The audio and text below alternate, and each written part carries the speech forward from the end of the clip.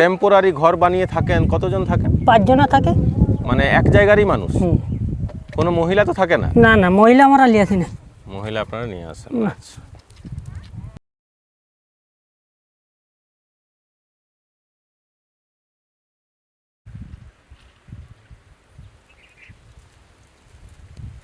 এখন আপনি টাঙালেন নাকি? গাছ টাঙাচ্ছি। গাছ টাঙাচ্ছেন, তো এরপরে এটা 24 ঘন্টা থাকলো ঝুলা? মোটামুটি রাত 3টার সময় উঠে পাড়াপাড়ি হয়। রাত 3টাতে আপনারা উঠে যান? হ্যাঁ।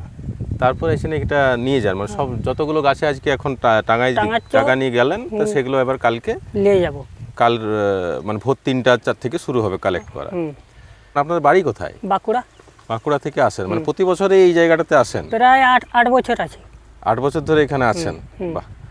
তো এইটাতে কিরকম কি মানে লাভ হয়? হয় সিজনে যেরকম হবে, রস নিয়ে কাজ দো। রস নিয়ে কাজ। এবং এটা কত কত মাসের একটা মানে? মোটামুটি 5 মাস।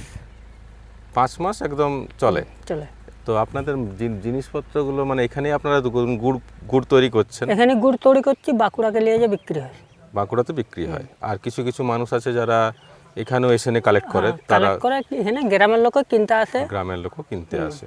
তো এই গাছগুলো যেখানে আপনারা ধরুন এগুলো বাঁধছেন, প্রচুর গাছ দেখতে পাচ্ছি এটা। তো এই যে জায়গাটা, এই মানে এই যাদের এই গাছগুলো মানে জমিগুলো তো আপনাদের নয়? না না, গাছ পিছু 1.5 কিলো করে গুড় দেওয়া হয়। প্রতিটা গাছে 1.5 কিলো করে গুড় দেওয়া হয়, মানে যার জমির যে মালিক, মানে যার জমিতে গাছগুলো আছে। আচ্ছা, বাঁকুড়া বাদ দিয়ে আর কোন কোন জায়গার মানুষজন এখানে আসে?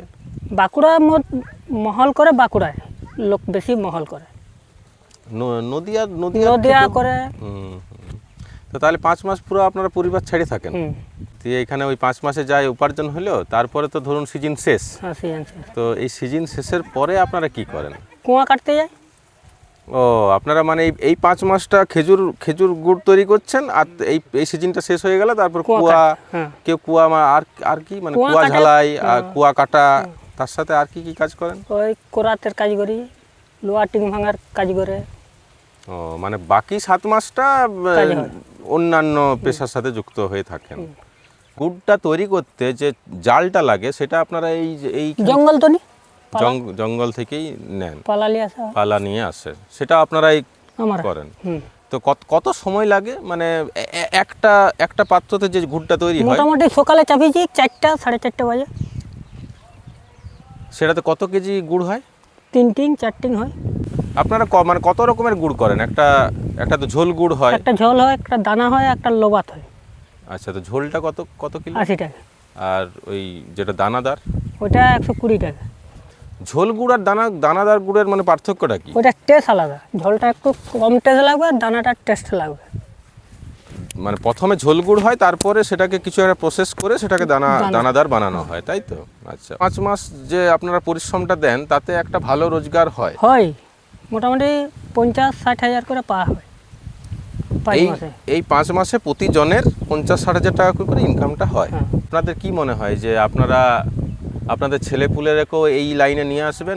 না, ওদিকে পড়াশোনা মানে খুব একটা ভবিষ্যৎ আপনারা দেখতে পাচ্ছেন না? মানে আগামীতে আরো হয়তো এটা খারাপই হতে পারে নাকি?